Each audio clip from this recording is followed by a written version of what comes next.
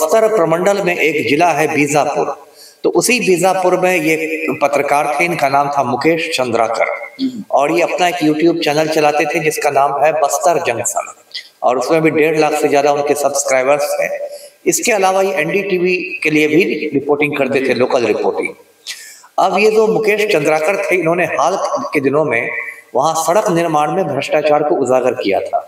वहीं बस्तर में एक सड़क बन रही थी 120 करोड़ रुपए की लागत से, 52 किलोमीटर की सड़क थी जिसमें 40 किलोमीटर सड़क बन चुकी थी, और इन्होंने एनडीटीवी पर रिपोर्ट चलाई थी कि उस सड़क में बहुत लूट खसोट हुई है और कुछ किलोमीटर के अंदर ही 35 गड्ढे हैं। तो इसके बाद रिपोर्ट के बाद काफी खलबली मची। उसके बाद जगदलपुर लोक निर्माण विभाग जो है, जो सड़क बनवा रहा था, उसने जांच के आदेश लिए, बीजापुर डीएम ने जांच के आदेश दिए। तो ये सब से क्या हुआ कि जो मुख्य ठेकेदार था, जो सड़क बनवा रहा था, उसका नाम सुरेश चंद्राकर था। वो बड़ा ठेकेदार है, कहते हैं कि उसके घर शादियां भी होती है तो मेहमान हेलीकॉप्टर से आते हैं, तो उससे इसकी दुश्मनी हो गई। उसके बाद अभी जो 1 जनवरी आई, नया साल जो आया, तो इसके 2-3 दोस्तों ने कहा कि चलो हम लोग ठेकेदार साहब के यहाँ चलते हैं नए साल में। अब इसने जरूरत से ज्यादा विश्वास कर लिया, दुश्मन के घर जाना नहीं चाहिए, और ये मुकेश चंद्राकर चले गए और वहां पर धारदार हथियार से इनकी हत्या कर दी गई। मैं रंजीत कुमार, आप देख रहे हैं दही।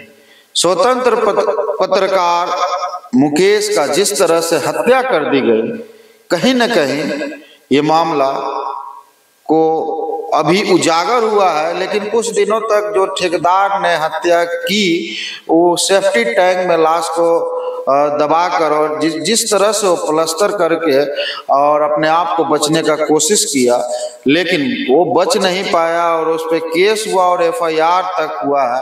लेकिन ये भारत का कानून है, देखना है कहाँ तक इस मामले को लेकर और उसको सलाखे के पीछे ले जाएगी सरकार।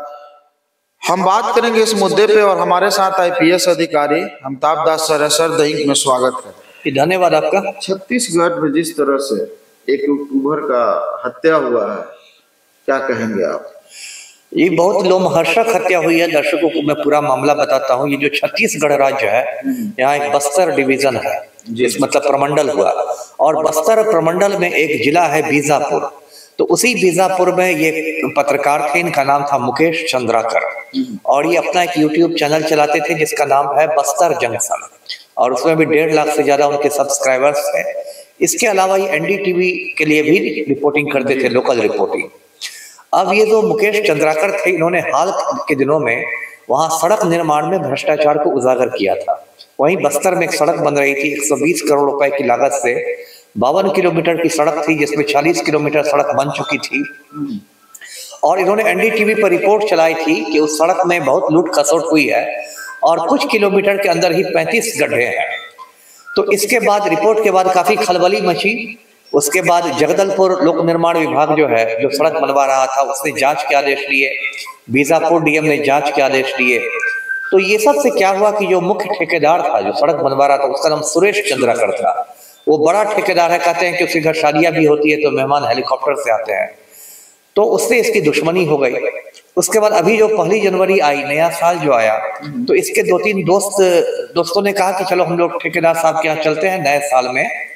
अब इसने जरूरत से ज्यादा विश्वास कर लिया, दुश्मन के घर जाना नहीं चाहिए, और ये मुकेश चंद्राकर चले गए और वहां पर धारदार हथियार से इनकी हत्या कर दी गई। और हत्या करने के बाद उसी के कैंपस में एक सेप्टिक टैंक था, मतलब जिससे मलमूत्र जमा होता है, उसी सेप्टिक टैंक में इनकी लाश को डाल के पूरा ऊपर से कंक्रीट से बंद कर दिया गया। अब जब ये लौटे नहीं मुकेश चंद्राकर, तो इनके बड़े भाई है युकेश चंद्राकर, वो भी पत्रकार है, उन्होंने पुलिस को गुमशुदगी की रिपोर्ट लिखवाई। बस्तर में पूरा हंगामा कर दिया पत्रकारों ने कि कहाँ चला गया मुकेश। उसके बाद उनके ठेकेदार के घर ही पत्रकार और पुलिस पहुंचे, क्योंकि ठेकेदार से उनकी दुश्मनी थी, तो उनको शक ठेकेदार पर ही हुआ।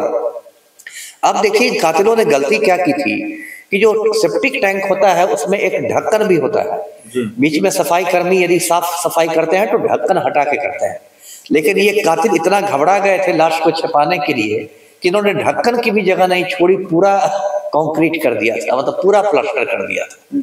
तो पत्रकारों ने देखा और पुलिस ने देखा कि अरे ढक्कन भी नहीं है, तो उनका माथा ठनका कि भाई ढक्कन क्यों नहीं है।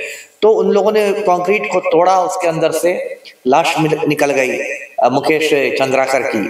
अब इसमें 3 लोगों की गिरफ्तारियां हुई है, एक रितेश चंद्राकर है, एक दिनेश चंद्राकर है और एक महेंद्र राम टेके है।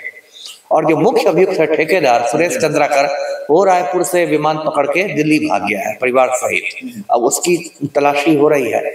तो पूरा मामला देखिए यही है, लेकिन जो भी हुआ है ये बहुत मतलब दुर्भाग्यपूर्ण है। और इस तरह मतलब ईमानदार पत्रकारों पर इस तरह से हमला, उनकी जान ले ली जाए। और देखिए माफिया का मनोबल देखिए कि जान लेके आप उसको सेप्टिक टैंक में डाल के कंक्रीट लगा रहे हैं, तो मतलब हद हो गई।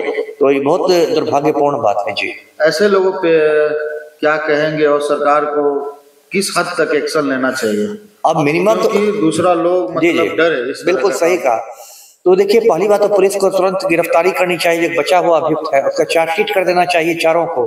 और चार्जशीट सही नहीं होगा, कोर्ट में देखिए इन लोग का स्पीडी ट्रायल होना चाहिए। कोर्ट में समस्या ये होती है कि सुनवाई की 1 तारीख आज पड़ी तो दूसरी 6 महीने बाद, तीसरी 1 साल बाद। वो नहीं होना चाहिए, रोजाना लेवल पर सुनवाई होनी चाहिए, डेली हियरिंग। जैसे कि देखिए ये हत्या का मामला है, इसमें तो 2 ही सजा हो सकती है, या तो उम्र कैद या फांसी।